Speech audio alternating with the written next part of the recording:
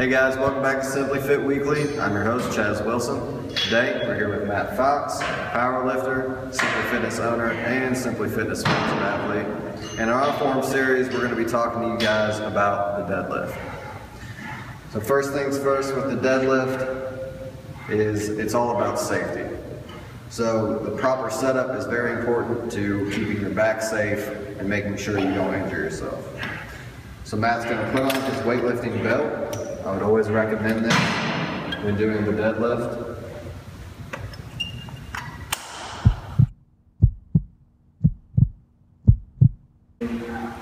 Alright guys, the first thing when deadlifting is your safety.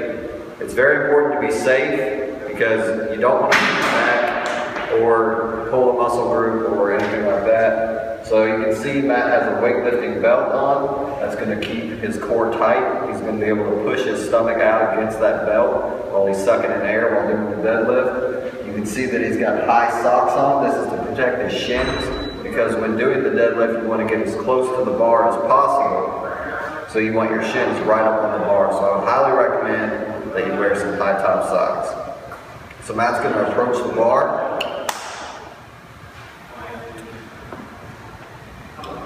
You can see his shins are about an inch away. He's going to reach down and grab the bar with an overhand grip. He's going to pinch his shoulder blades together. His chest is going to stay high. His shoulders are back. You can see his body is behind the bar. Do not let your body travel over the bar. He's going to take a big breath and pull up. You can see he squeezes his glutes at the top. He's not rounding his back. He's going to let the bar right back down. Same. Perfect. Alright guys, another little tip I want to talk about is loading and unloading the bar. It can be very detrimental and cause a lot of injury over time, a lot of wear and tear on your back if you just come over and have to lift up on the bar and pull the plates off like this. So here you can see Matt has a deadlift jack. He can put that under the bar, lift up, and you can easily slide plates on and off the bar. If you do not have a deadlift jack, which most of you probably won't, you can take a little 2.5 or 5 pound plate, roll it up onto the plate, and then easily add and subtract plates as you go.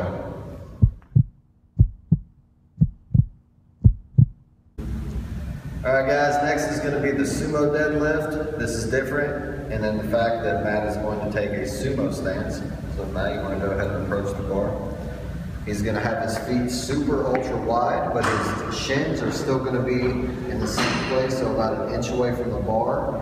The same form applies here. So this time he's going to take a grip with an under overhand. That's going to allow him to generate some more power. His shoulder blades are still squeezed back, his chest is still high, his head is in a straight line here, and his body is behind the bar.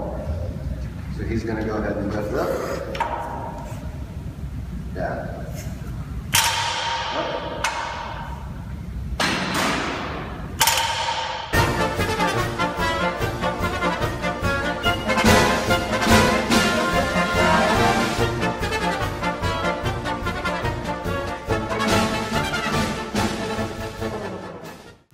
Alright, so now that you've seen the form of deadlifting, let's ask Matt a few questions. Matt, what is the most important aspect of deadlifting in general? Personally, I believe that the most important element in a deadlift is the safety precautions as well as the form.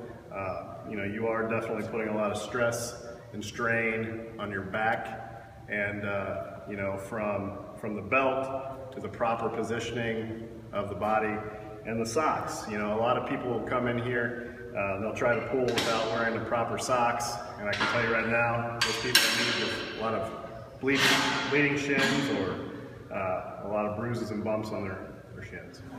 All right, second, Matt, what do you think are some of the differences and similarities between sumo deadlifting and conventional deadlifting?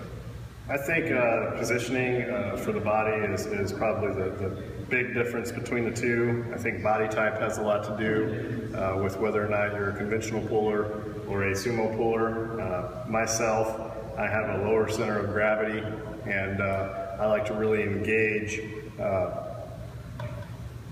basically my quads and my lower half with my back and my upper half by pulling sumo. I feel like I get the best pull that way, but I know a lot of people that are taller, such as yourself, tend to pull conventional because they essentially use their body as a lever in order to pull the most amount of weight. So body type has a lot to do with which way you pull, and just comfort, just the type of comfort you have whenever you sink into a pool. All right, Matt, and what's some general advice that you would give somebody who maybe hasn't deadlifted before or has very limited experience doing the deadlift? It's a great question. A lot of times in the gym I get people that come up and ask me questions, and my answer is always the same. Definitely lift within your means. The last thing that you want to do is try to keep up with more experienced lifters in the gym and throw a lot of plates on there and injure yourself. So the best advice that I can give for any beginner is to lift within your means, even if it means a nice warm-up set with a bar. I can tell you I always begin every deadlift set with a warm-up with the bar. So it doesn't matter how experienced or inexperienced you are, you need to warm up properly, you need to lift within your means, and again, I will definitely emphasize the safety. You need to make sure that you're lifting with all extreme safety precaution. All right, the last question I have, Matt, is what is your best deadlift? Competition or in the gym? Both. My best competition lift is 500 for a clean lift, and then my best gym lift is about 545. Good deal. It's a lot of weight, guys. All right, we will see y'all next time on Simply Fit Weekly. Y'all take care.